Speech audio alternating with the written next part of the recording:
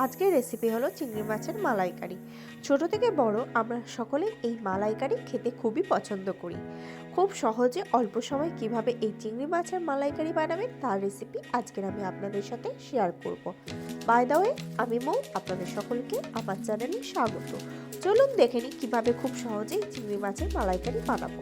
তার জন্য চিংড়ি মাছকে ভালোভাবে ধুয়ে পরিষ্কার করে নিয়েছি। এবার এতে ভালো করে নুন হলুদ ছড়িয়ে দিচ্ছি এবং খুব ভালোভাবে নুন হলুদ দিয়ে ম্যারিনেট করে নেব। আপনি যদি আমার চ্যানেলে নতুন হন তাহলে আমার চ্যানেলটি সাবস্ক্রাইব করার অনুরোধ রইল। মাছটাকে ম্যারিনেট করে 10 মিনিট রেখে দেবো। এদিকে কড়াই সর্ষের তেল নিয়ে তেল গরম করে নেব। তেল গরম হয়ে গেলে এক এক করে চিংড়ি মাছকে দিয়ে দেবো। এক পাশটা ভাজা হয়ে গেলে উল্টে দেবো, দিয়ে অপর পাশটাকে ভেজে নেব। দেখুন, এইভাবে উল্টে পাল্টে খুব সুন্দরভাবে ভাজা করে নেব।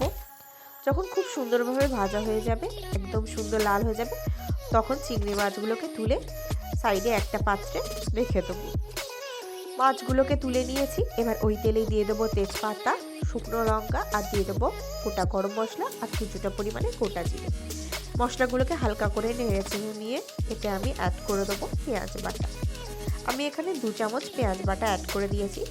পেঁয়াজটাকে 2-3 মিনিট মতন নেড়ে চেড়ে নেওয়ার পর অ্যাড করে দেবো টমেটো কুচি দিয়েও ভালোভাবে নেড়ে চেড়ে নেবো। তারপর অ্যাড করে দেবো আদা রসুনের পেস্ট দিয়ে সমস্ত মশলাগুলোকে ততক্ষণ পর্যন্ত কষাবো যতক্ষণ না কাঁচা গন্ধ যায়। সাথে অ্যাড করে দেবো কাঁচা লঙ্কা বাটা। এবার দিয়ে দেবো স্বাদ অনুসারে নুন দিয়ে এর সাথে ভালোভাবে কষতে থাকবো। এবার এতে এক এক করে অ্যাড করে দেবো হলুদ গুঁড়ো, লঙ্কা গুঁড়ো দিয়ে একটুখানি সামান্য নেড়ে চেড়ে নিয়ে আবারও দিয়ে দেবো কাশ্মীরি লঙ্কার গুঁড়ো। সমস্ত মশলা খুব ভালোভাবে কষিয়ে নেওয়ার পর অ্যাড করে দেবো নারকেলের দুধ।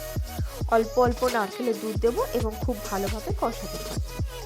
এইভাবে 3-4 মিনিট খুব ভালোভাবে কষিয়ে নেওয়ার পর যখন তেল ছেড়ে যাবে তখন আমি পরিমাণ মতন 1 বাটি নারকেলের দুধ অ্যাড করে দেবো।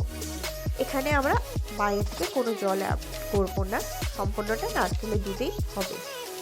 দুধ দিয়ে খুব ভালোভাবে আমি নেড়ে চেড়ে নিচ্ছি। এই সময় গ্যাসের ফ্লেমটা আমি মিডিয়াম টু লোতে রাখবো।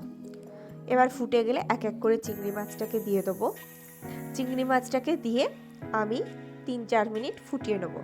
3-4 মিনিট পরে চিংড়ি মাছগুলোকে উল্টে দেবো, দিয়ে আবারও 3-4 মিনিট ভালোভাবে ফুটিয়ে নেব। এইভাবেই দুপাশটাকে আমি 3-4 মিনিট করে ভালোভাবে ফুটিয়ে নেব। যখন খুব সুন্দরভাবে এটা ভালোভাবে ফুটে যাবে তখন আমি এতে ওপর থেকে অ্যাড করে দেবো কিছুটা পরিমাণে ঘি আর দিয়ে দেবো গরম মশলা। ঘি ও গরম মশলা দিয়ে একটুখানি নেড়ে চেড়ে নেবো। তারপর গ্যাসের ফ্লেম অফ করে 2 মিনিট ঢাকনা চাপা দিয়ে রেখে দেবো।